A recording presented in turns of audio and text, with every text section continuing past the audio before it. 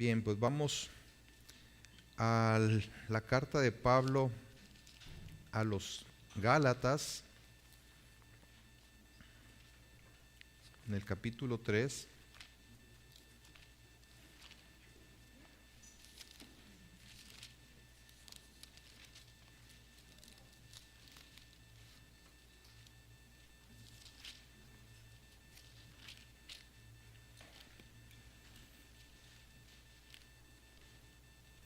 Sean bienvenidos todos aquellos que nos visitan por primera vez, sean bienvenidos todos aquellos que se integran de nuevo a las reuniones presenciales y sean bienvenidos también todos aquellos que nos acompañan en línea. Estamos unidos en el mismo propósito, ¿verdad? Y bajo el mismo espíritu. Bien, hoy es domingo 6 de marzo del 2022. Estaremos viendo Gálatas 3 del 19 al 29 y he titulado este mensaje Revestidos de Cristo, revestidos de Cristo.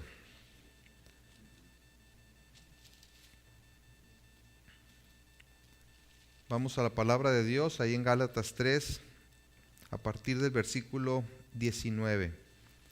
Dice así: Entonces, ¿para qué sirve la ley? Fue añadida a causa de las transgresiones hasta que viniese la simiente a quien fue hecha la promesa, y fue ordenada por medio de ángeles en mano de un mediador. Y el mediador no lo es de uno solo, pero Dios es uno.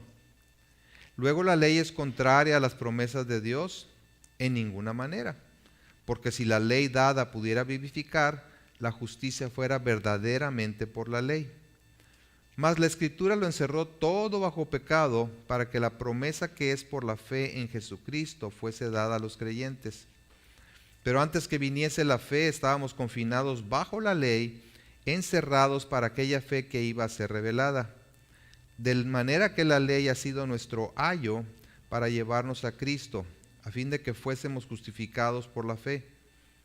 Pero venida la fe ya no estamos bajo ayo, pues todos sois hijos de Dios por la fe en Jesucristo, porque todos los que habéis sido bautizados en Cristo, de Cristo estáis revestidos. Ya no hay judío ni griego, no hay esclavo ni libre, no hay varón ni mujer, porque todos vosotros sois uno en Cristo Jesús. Y si vosotros sois de Cristo, ciertamente el linaje de Abraham sois y herederos según la promesa. Oremos. Padre, nuevamente venimos clamando para que tú abras nuestro entendimiento y nos muestres tu voluntad.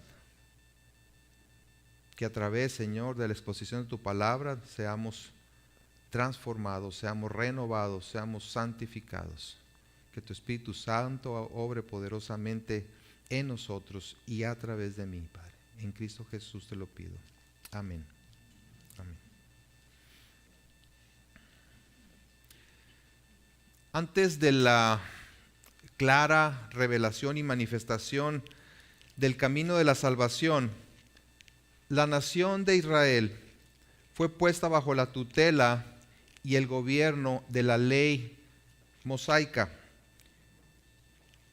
Ahora, esta situación no hizo de Israel un pueblo santo. Más tardaban en arrepentirse de su rebelión cuando ya estaban otra vez pecando contra Dios. Si me acompañan en su Biblia al Salmo 78,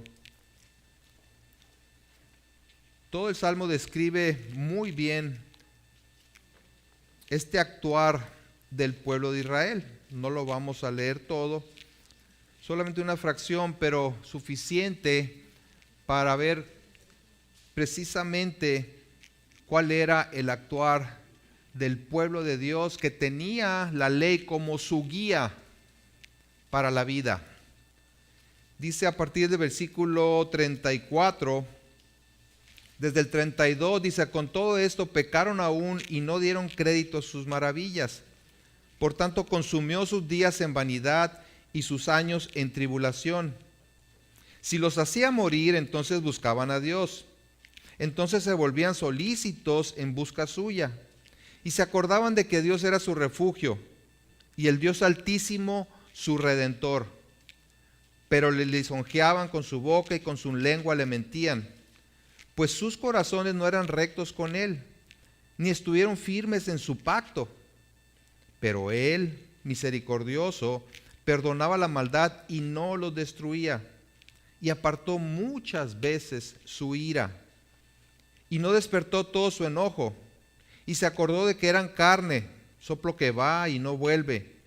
¿Cuántas veces se rebelaron contra él en el desierto? Lo enojaron en el yermo, y volvían y tentaban a Dios y provocaban al Santo de Israel. Este comportamiento del pueblo hebreo es una clara demostración que la ley por sí misma no tiene la capacidad de producir un cambio en el corazón del hombre. Pero además, Dios no dio la ley para producir ese cambio. Así que surge la pregunta: si la ley no pretendía cambiar la condición del hombre, entonces ¿cuál fue su propósito? La ley ciertamente era buena y tuvo un propósito santo en el programa de Dios, pero la ley no fue dada para salvación, como algunos falsos maestros enseñaban. Entre otras cosas, la ley de Dios fue dada al pueblo de Israel para mostrar la santidad de Dios, para exponer la pecaminosidad del hombre, para convencer de la imposibilidad de justificarse por su propio esfuerzo y obras, y para hacerles buscar, anticipar y esperar algo mejor. Como nación redimida, la ley les decía a los israelitas lo pecadores que eran. La ley mostraba lo pecador que es el hombre y lo santo que es Dios, dándoles algunos recursos para seguir en un compañerismo con Él, en tanto se cumplía la promesa de la venida del Mesías. Los sacrificios, las ofrendas, las festividades tenían como propósito proveer un remedio solamente temporal para mantener su cercanía con Dios, en tanto se cumplía la promesa de la venida del Salvador. Todo apuntaba hacia el Mesías, hacia el Salvador.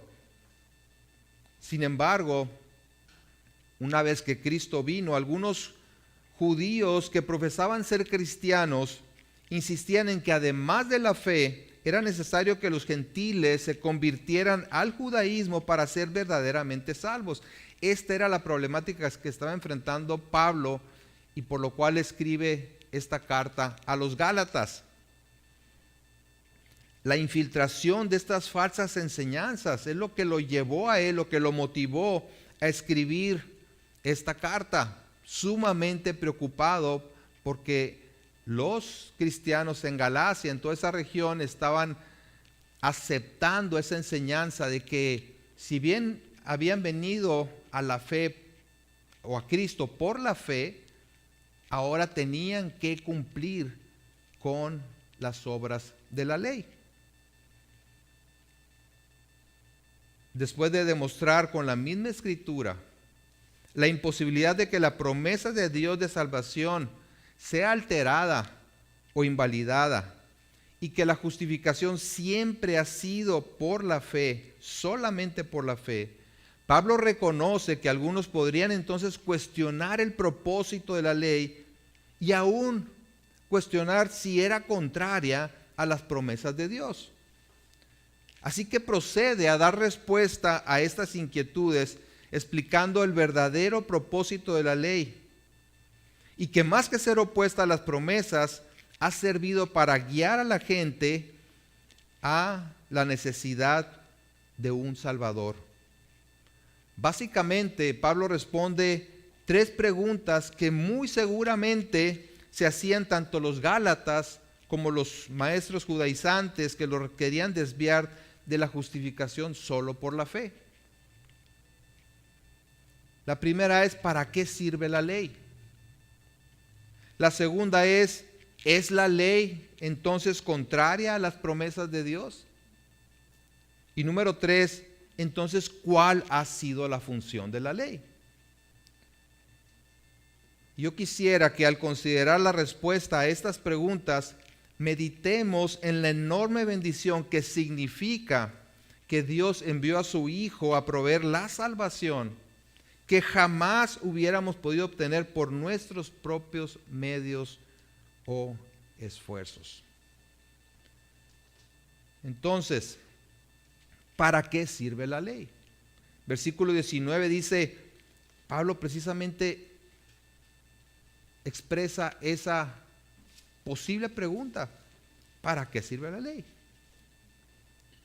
Dice, fue añadida a causa de las transgresiones, hasta que viniese la simiente a quien fue hecha la promesa, y fue ordenada por medio de ángeles en mano de un mediador, y el mediador no lo es de uno solo, pero Dios es uno.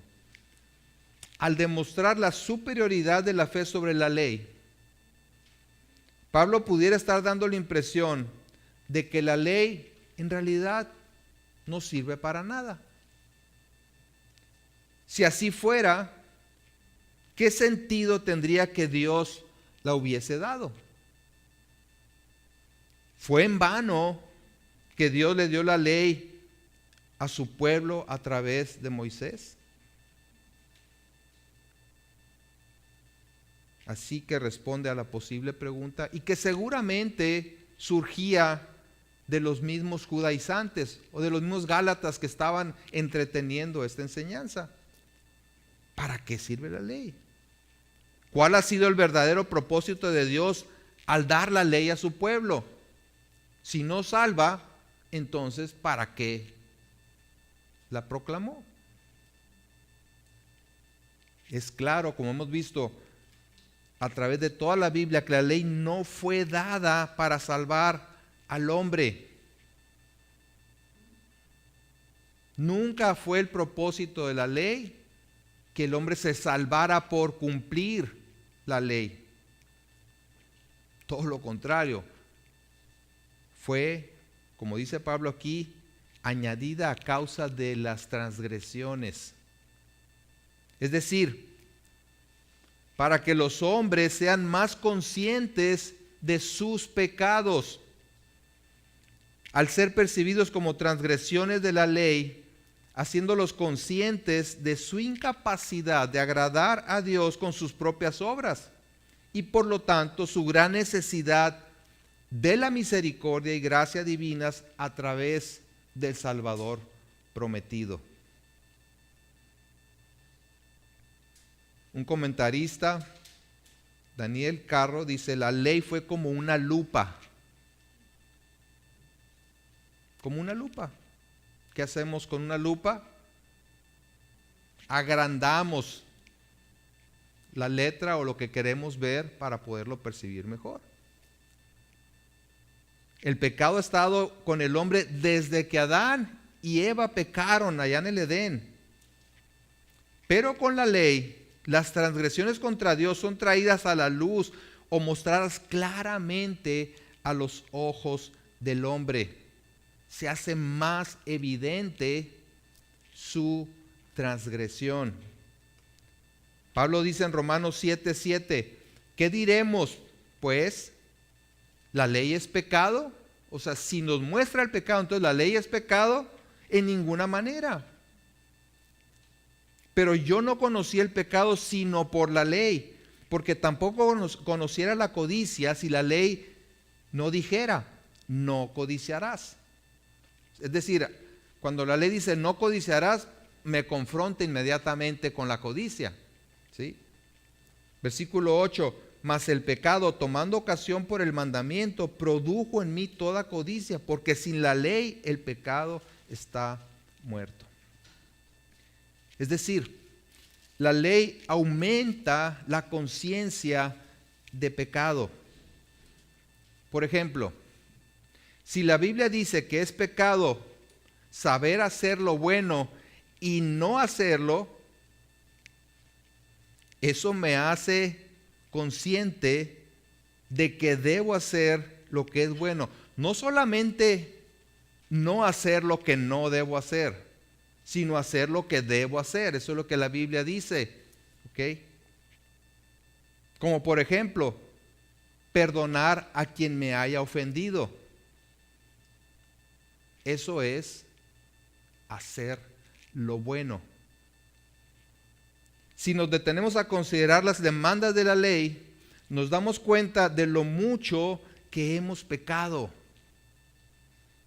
Simplemente pensemos no en todas y cada una de las leyes, sino en el resumen de la ley que Jesús pronunció. Jesús dijo que la ley se resumía en 2 mandamientos. Amarás a Dios por sobre todas las cosas y a tu prójimo como a ti mismo. Si somos honestos, no hay día que cumplamos estas 2 cosas a la perfección. Amar a Dios por sobre todo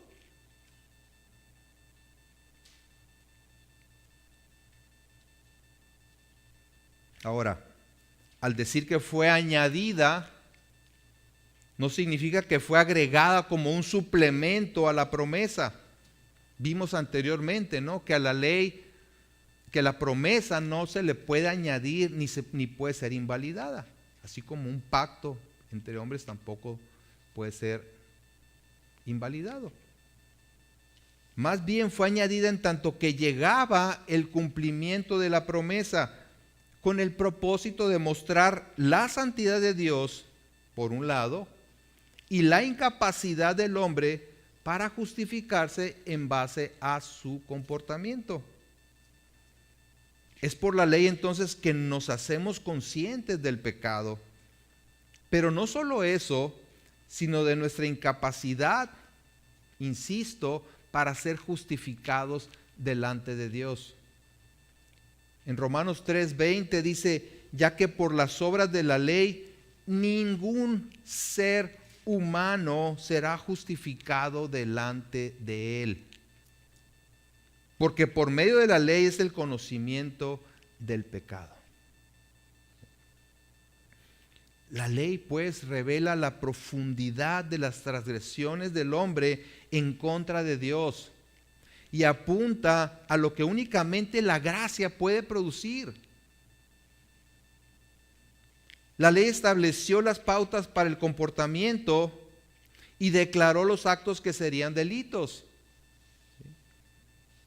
La ley decretó el castigo que se había de imponer sobre los que violaran cada uno de los mandamientos. Pero no pretendía ser permanente, pues fue dada, dice Pablo, en la segunda parte del versículo 19, hasta que viniese la simiente a quien fue hecha la promesa, es decir, Cristo el Redentor. Tenía un propósito temporal. Fue añadida con ese propósito hasta que viniese el cumplimiento de la promesa en Cristo. A diferencia de esta promesa, la ley fue promulgada con intermediarios. Dice que fue ordenada por medio de ángeles en mano de un mediador. Y el mediador no lo es de uno solo, pero Dios es uno. La mano de un mediador solo se necesita cuando hay más de una parte. Cuando hay 2 partes que están entrando en pacto. En el caso de la promesa, como vimos la vez anterior, Abraham no tuvo nada que ver en el establecimiento del pacto, ya que fue responsabilidad única y exclusivamente de Dios. Y así no hacía responsable al hombre, sino solamente él hacía el compromiso de cumplir la promesa. Pero en la entrega de la ley, los ángeles eran representantes de Dios y Moisés como mediador representaba al pueblo. En Deuteronomio 5:5 dice Moisés: y yo estaba entonces entre Jehová y vosotros para declararos la palabra de Jehová, porque vosotros tuvisteis temor del fuego y no subisteis al monte. Mientras que la promesa fue dada por Dios a Abraham de manera unilateral e incondicional, la ley fue dada a través de un mediador, por la intervención de un mediador, uno que se interpone entre las dos partes del pacto. Dios promete bendecir a su pueblo siempre y cuando cumplan con sus mandamientos. La promesa, por su parte, Dios la estableció de manera, nuevamente, unilateral, incondicional. Fue solamente por voluntad de Dios, sin ninguna condición. Así que después de responder a la pregunta del propósito de la ley, la siguiente pregunta que podía surgir es lo que dice en el versículo 21. ¿Es la ley contraria a las promesas de Dios? Nuevamente, anticipando la reacción de sus oyentes y principalmente de los judaizantes, Pablo lanza esta pregunta. En otras palabras, al promulgar la ley, ¿se contradice Dios a sí mismo en lo que prometió? Si prometió bendición a través de Abraham y luego da la ley como un medio de salvación, entonces ¿se oponen estos dos medios de salvación? ¿O se consideran los dos como un medio distinto de salvación? ¿Se podrá contradecir Dios? Claro que no, dice Pablo. En ninguna manera. No puede ser. Porque si la ley dada pudiera vivificar, la justicia fuera verdaderamente por la ley. No hay ninguna oposición entre la ley y la promesa, porque, insisto, nunca fue la intención de Dios que el hombre se salvara por el cumplimiento de la ley, ya que no tiene el poder para cambiar el corazón. Dios no le iba a dar algo, un medio de salvación al pueblo, a la gente, sabiendo que no tiene el poder para cambiar el corazón. Si la ley tuviera la capacidad de vivificar, como dice aquí, es decir, de impartir vida espiritual a aquel que está naturalmente muerto en sus delitos y pecados, entonces sí sería un medio por el cual el hombre se pudiera justificar. Y entonces sería opuesto a la promesa. Porque la promesa dice que solo por la fe el hombre es justificado delante de Dios. Así que ya no sería por fe, sino por obras. Y estos dos conceptos son contrarios. O es por obras o es por fe. ¿Sí? Pero claro está que nadie se puede salvar por obras. Porque no es que tantas mejores obras hagas en comparación con tus malas obras. Ya lo hemos visto. La Escritura claramente dice que el momento que violas un mandamiento, una sola ley, te haces transgresor de la ley. ¿Verdad? No es que la ley sea mala en sí misma. Todo lo contrario. Dice el Salmo 19 que la ley es perfecta, es fiel, es recta, es pura, es limpia, es verdad, es justa. La ley, como dije hace rato, presenta la santidad de Dios. Sí. En Romanos 7:12 dice: de manera que la ley a la verdad es santa, y el mandamiento santo, justo y bueno. Sí. El problema no es la ley. El problema somos nosotros que no podemos cumplir la ley. Y el hombre natural ni quiere, ¿eh? No, nomás no puede, ni quiere. Así que el problema de la ley es que no puede por sí misma impartir vida espiritual. Y si el hombre está muerto en sus delitos y pecados, pues por más que se esfuerce, si así lo decidiera, en agradar a Dios por el cumplimiento o a través del cumplimiento de la ley, va a fracasar. Pero la ley no pretende dar vida y por lo tanto no proporciona la justicia, así que no hay oposición entre la ley y la promesa. La justicia solo puede venir a través de la promesa de Abraham y a través de su cumplimiento en el evangelio de la gracia que es en Jesucristo. Si alguien se pudiera salvar por un camino distinto al de la gracia, entonces en vano murió Cristo. Dice en Hechos 4:12, y en ningún otro hay salvación. ¿Y qué es ninguno? Ni uno solo, nada, cero. Porque no hay otro nombre bajo el cielo dado a los hombres en que podamos ser salvos. Entonces, no es contraria a la ley, a la promesa. Porque no tiene la intención de producir o llevar a la salvación, no tiene intención de justificar al hombre. Nunca ha sido. El propósito de la ley es guiar y restringir también al hombre de alguna manera al decirle, no debes hacer esto, debes hacer esto otro, pero no le da la capacidad para cumplirla. Y por lo tanto no puede llevar a nadie a la salvación. Solo le conduce de la mano hasta que aparezca aquel en quien está la vida. Aquel que sí puede dar vida. Y eso es lo que argumentan los versículos siguientes. Si la ley no es contraria a la promesa, entonces, ¿cuál ha sido su función?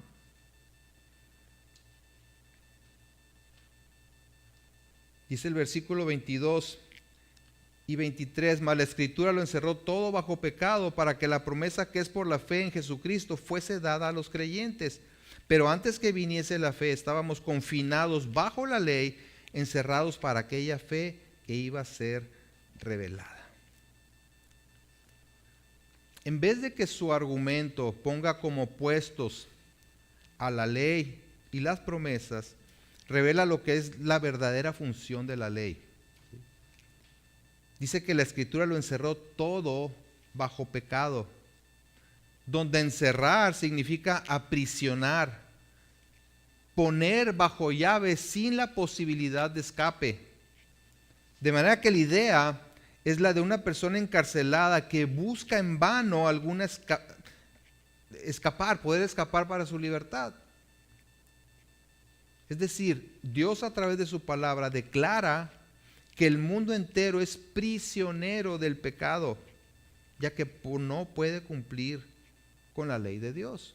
Y al no poder cumplir con la ley de Dios, queda como esclavo del pecado.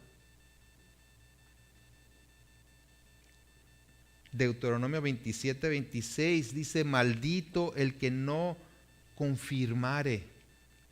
Es decir, el que no practique o persevere las palabras de esta ley para hacerlas.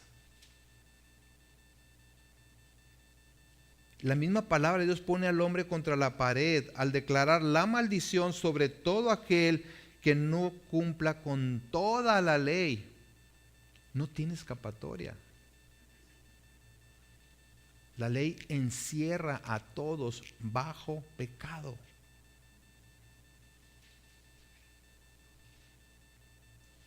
Ha venido y nos ha demostrado a todos lo culpables que somos. Y no tenemos poder para escapar. No tenemos la manera de escapar. Pero el hombre trata de escapar. por sus propios medios, sea una religión, sean obras buenas, sea tratando de ser un poco más espiritual. El hombre trata de escapar de algo que no puede escapar. El hombre no es capaz de mejorar por sí mismo. Es lo que la Biblia nos muestra.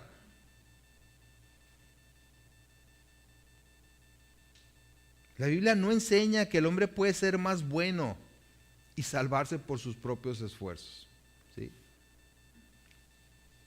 Eso lo enseña el humanismo. Lo que vemos es más bien lo opuesto, la incapacidad del hombre para agradar a Dios. En todas partes de la Biblia la declaración es: te has rebelado y no has servido al Señor.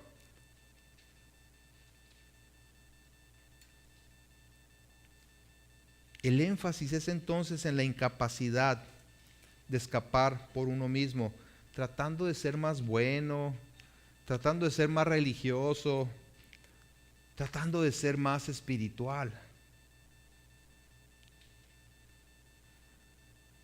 No es ese el propósito de la ley, que podamos escapar de nuestra condición de pecado. Pero aún así, la ley proveía una acción protectora o restrictiva. Lo que quería Dios de su pueblo es que fueran diferentes, que se distinguieran del resto de las naciones paganas.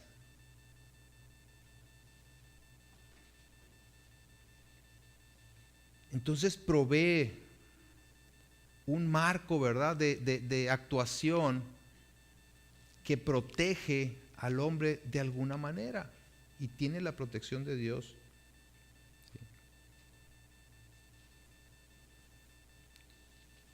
Y aquí vemos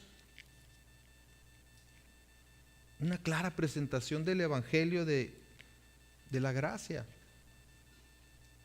El hombre está condenado por su pecado, imposibilitado para salvarse por sus propios esfuerzos.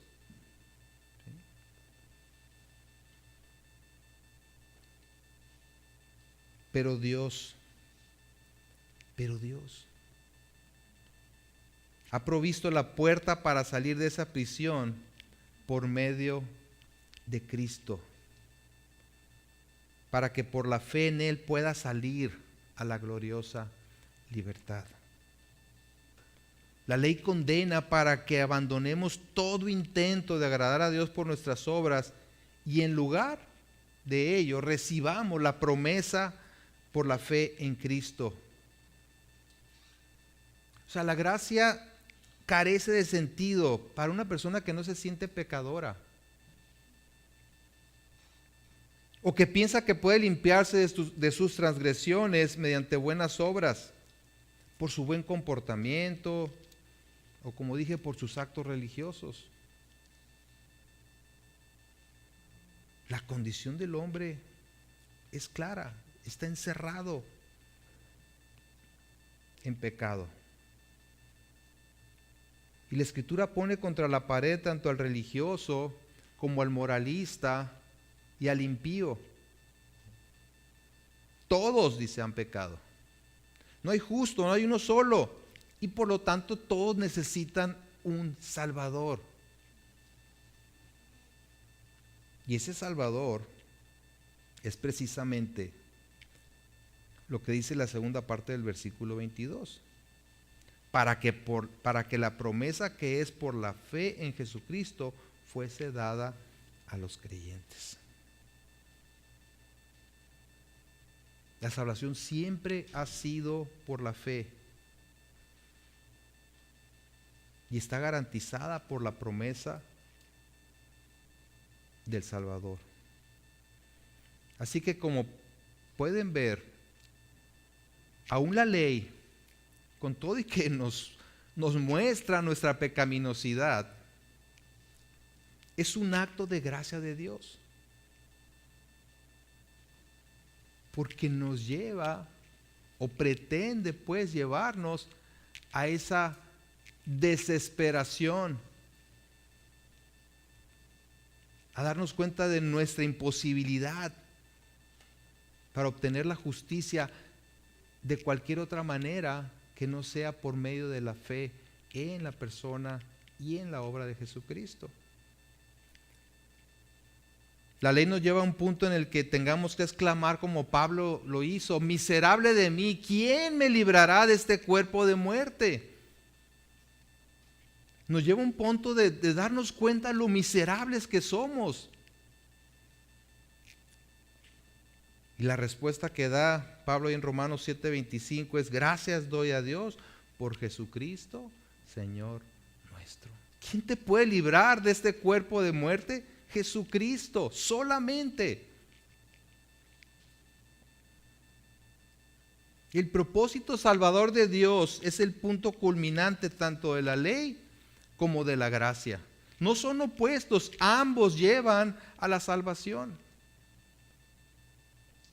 pero no por cumplir la ley. La ley nos muestra nuestra incapacidad para que podamos ir a la promesa, acudir a la promesa. Es el antes y el después de Cristo. Versículo 23 dice: pero antes que viniese la fe, y aquí se refiere el objeto de la fe a Cristo. Antes que viniese Cristo, estábamos confinados bajo la ley, o sea, mantenidos bajo custodia, encerrados para aquella fe que iba a ser revelada.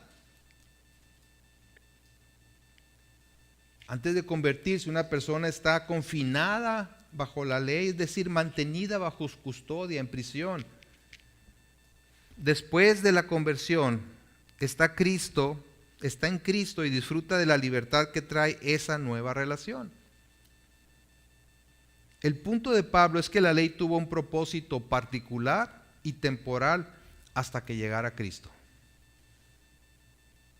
Encerrados con miras a la fe que iba a ser revelada. El propósito entonces de la ley es mantener al hombre en custodia hasta que Cristo fuera revelado.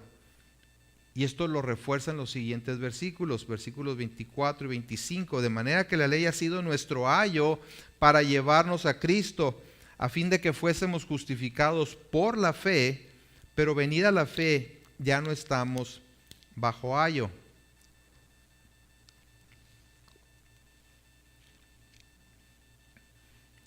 O sea, Pablo está describiendo cómo la ley pone a un hombre bajo resguardo y supervisión, tal como sucede con un niño pequeño, un niño en formación. La palabra ayo, vamos a decir tutor o guardián, se refiere al esclavo contratado por los griegos o los romanos adinerados para custodiar a sus hijos desde pequeños hasta los 16 años aproximadamente. Eran los cuidadores hasta que el muchacho llegaba a la edad en que se convertía en un hijo con todos los derechos, es una persona madura. Se encargaba de supervisar a los niños en su comportamiento y el cumplimiento de sus tareas, llevarlos a la escuela y aún a disciplinarlos. Y como hemos visto, esta era exactamente la función de la ley. Entonces su carácter fue preparatorio, fue disciplinario, fue llevar de la mano. Pero el papel del tutor o de este guardián nunca fue permanente. Y obviamente para un joven era motivo de gran alegría el día que por fin era liberado de la supervisión del tutor.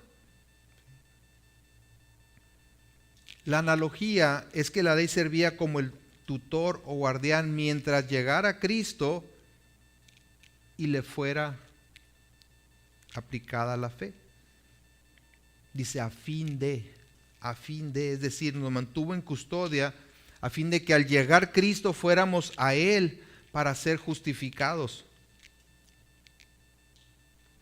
La imposibilidad, nuevamente, ¿no? La imposibilidad de ser justificados por la fe debe conducir a la persona al Salvador. Así que venido Cristo ya no es necesaria la intervención de un guardián. Por eso dice el 25, pero venida la fe, o sea, hecho realidad la presencia de Cristo, ya no estamos bajo ayo, ya no estamos bajo ese guardián. El reino de la ley ha concluido para todos aquellos que por la fe en Cristo han pasado a ser hijos de Dios. Llega el tiempo en que el muchacho ya no es más un niño. Ya no se necesita la supervisión estricta y la disciplina rigurosa propia de su edad. Mientras tanto lo requiere. De la misma forma, los judaizantes que estaban perturbando a los gálatas se olvidaban que el tutelaje de la ley no podía continuar para siempre. Ellos se aferraban a sus tradiciones, se aferraban a cumplir con los estatutos de la ley y querían que los demás lo hicieran. Pero pasaban por alto el hecho que cuando Cristo llegó, ya fue establecida la confianza en Él. Y aquellos que le habían abrazado con esta fe viva y real habían llegado a la mayoría de edad y además disfrutaban de una total libertad. Pablo hace énfasis en el hecho de que ya no son niños inmaduros, sino que en Cristo Jesús son hijos maduros con todos los derechos y privilegios que el término implica, y que este nuevo estado y condición se efectuó por medio de la fe y no por cumplir con la ley. Así que en los siguientes versículos del 26 al 29, Pablo presenta las implicaciones de pasar del régimen de la ley, de estar viviendo bajo la ley, al de la fe en Cristo. Es decir, de las obras a la gracia. Y es bien interesante lo que sucede cuando vivimos por la gracia y no por las obras. Número 1, por la fe en Cristo, todos los que creen son ahora hijos de Dios. Vean los versículos 26 y 27. Pues todos sois hijos de Dios por la fe en Cristo Jesús, porque todos los que habéis sido bautizados en Cristo, de Cristo estáis revestidos. Todos, o sea, obviamente no quiere decir aquí todos en todo el mundo y en toda la historia, sino refiriéndose a judíos y gentiles. Esa es la comparación que ha estado haciendo. Tanto judíos como gentiles que se han identificado con Cristo a través del bautismo han sido revestidos de Él y ahora son hijos de Dios por la fe en Cristo y no por las obras de la ley. Esa era la problemática ahí en las iglesias de Galacia, que habían venido a la fe, los gentiles, que era la mayoría en esos lugares, habían venido a la fe, habían sido salvos solamente por la fe, y ahora estaban queriendo judaizar, queriendo adoptar, ¿verdad?, las obras de la ley para sentirse que realmente eran salvos. Pero todo aquel que ha puesto su fe en Cristo como su Salvador, disfruta ahora de una nueva y perfecta relación con Dios, por cuanto ha sido revestido de Cristo. ¿Y qué es lo que esto significa? De la justicia de Cristo. La justicia de Cristo se le ha imputado, se le ha transferido la justicia de Cristo, y eso es lo que lo viste a los ojos de Dios. Eso es lo que Él ve en aquel que ha venido a Cristo por la fe, que se ha arrepentido de sus pecados y ha creído en Jesucristo como su Salvador y Señor. Lo que ve es la justicia de Cristo, porque el creyente está revestido de esa justicia. Lo que lo distingue es precisamente eso, y no sus obras personales. porque sus obras personales, queriendo presentarlas como un medio de justificación, sabemos lo que significa. Dice que son como trapos sucios, trapos de inmundicia para Dios.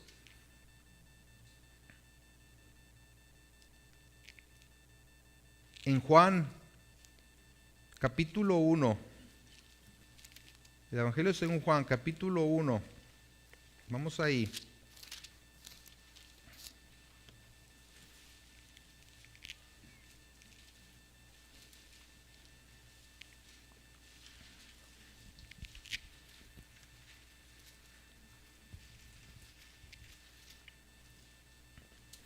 Versículos 12 y 13 dice: mas a todos los que le recibieron, a los que le creen en su nombre, les dio potestad de ser hechos hijos de Dios, los cuales no son engendrados de sangre, ni de voluntad de carne, ni de voluntad de varón, sino de Dios. ¿Quiénes son hijos de Dios? Los que le recibieron, los que creen en su nombre.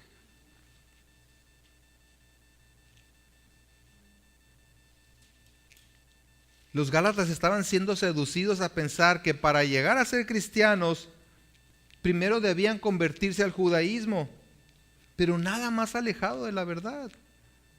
Es por la fe en Cristo, identificándose plenamente con Él en su muerte, en su sepultura y en su resurrección. Es así como una persona nace de nuevo, llevando una vestimenta completamente distinta. El manto de justicia de Cristo lo reviste. Ha resucitado juntamente con Él.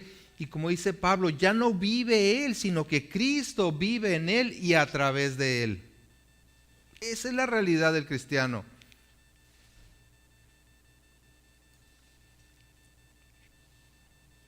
Número 2, por la fe en Cristo, todos los que creen son uno. Versículo 28, ya no hay judío, ni griego, no hay esclavo, ni libre, no hay varón, ni mujer, porque todos vosotros sois uno en Cristo Jesús. Obviamente esto no implica, no significa la pérdida de ninguna de estas condiciones.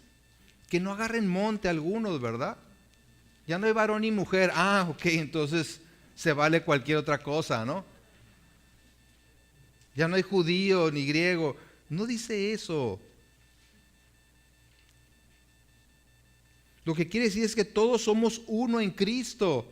Iguales en cuanto a ser hijos de Dios en Cristo. Ninguno es superior. Nadie es inferior. El que está en Cristo está revestido de la justicia de Cristo. Y es uno con todos los demás. No tenían por qué hacer distinciones, ya que todos los creyentes eran salvos por la fe en Cristo y colocados en la familia de Dios solo por gracia.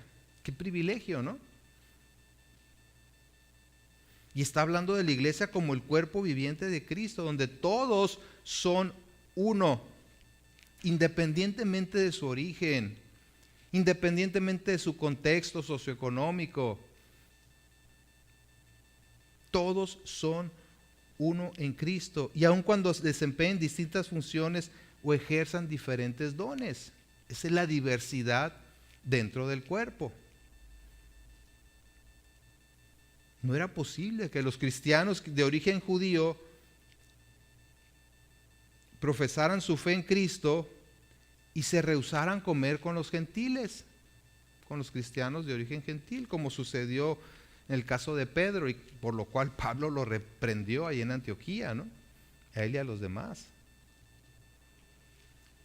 ¿Cómo es posible? Entonces no has entendido la salvación por gracia.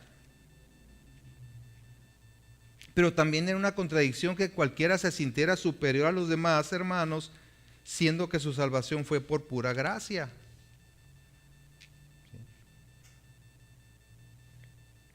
Todos somos uno en Cristo. Y esta es una gran verdad que si la meditamos a conciencia, nos debe conducir a grandes cambios en la manera en la que nos aceptamos y tratamos los unos a los otros. Meditando con mi esposa hace un tiempecito, veíamos que a veces la gente del mundo se lleva mejor que nosotros. Se aceptan más que nosotros. Se toleran o se perdonan más que nosotros. Eso no es posible.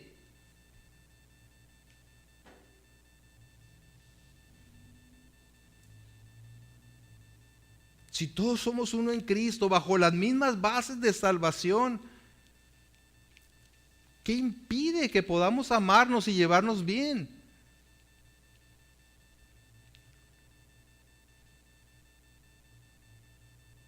Finalmente, además de ser hijos y de ser uno en Cristo, somos herederos. Dice el versículo 29, y si vosotros sois de Cristo, ciertamente el linaje de Abraham sois y herederos según la promesa. Y este versículo viene a ser como un resumen de toda la doctrina desde el versículo 6.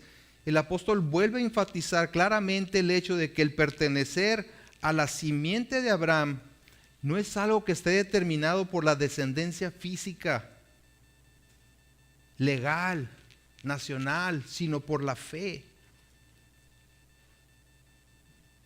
Lo vimos en 3:18, Gálatas 3:18, dice, porque si la herencia es por la ley, ya no es por la promesa, pero Dios la concedió a Abraham mediante la promesa. ¿Sí?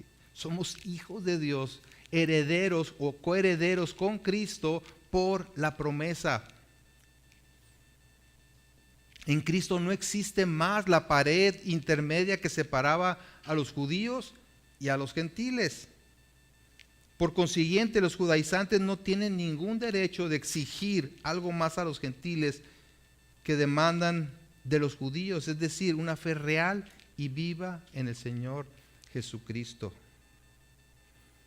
El comentarista William Hendrickson dice, a lo largo de todo el mundo, el Señor reconoce una y solamente una nación como suya, la nación de los cristianos, tal como lo afirma el apóstol Pedro en 1 Pedro 2, versículo 9.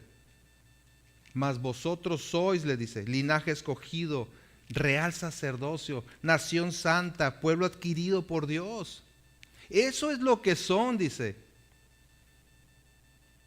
Medita en ello, piensa lo que eres en Cristo, nación santa, real sacerdocio, linaje escogido, pueblo adquirido por Dios. Y da el propósito. Vosotros, dice, que en otro tiempo no erais pueblo, pero que ahora sois pueblo de Dios, que en otro tiempo no habíais alcanzado misericordia, pero ahora habéis alcanzado misericordia. Por la pura misericordia de Dios es que nos ha trasladado del reino de las tinieblas a su reino de luz.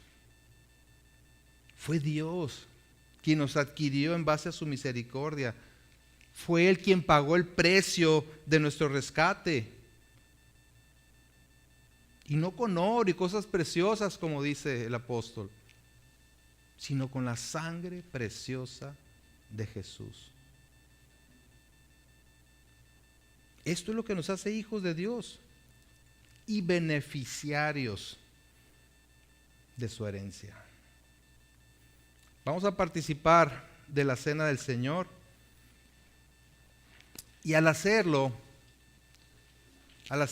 quiero que medites en esta verdad tan importante y trascendental. Cuando venimos a conmemorar la muerte y resurrección de Jesucristo, lo hacemos precisamente reconociendo que de no haber sido por Él, estaríamos encerrados, estaríamos todavía muertos en pecado.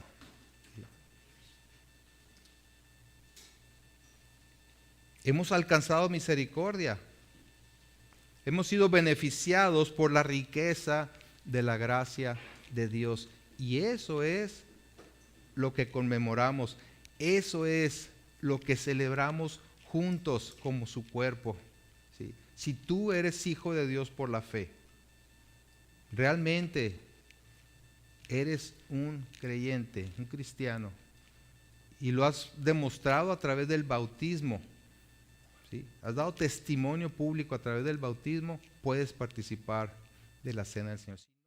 No lo hagas.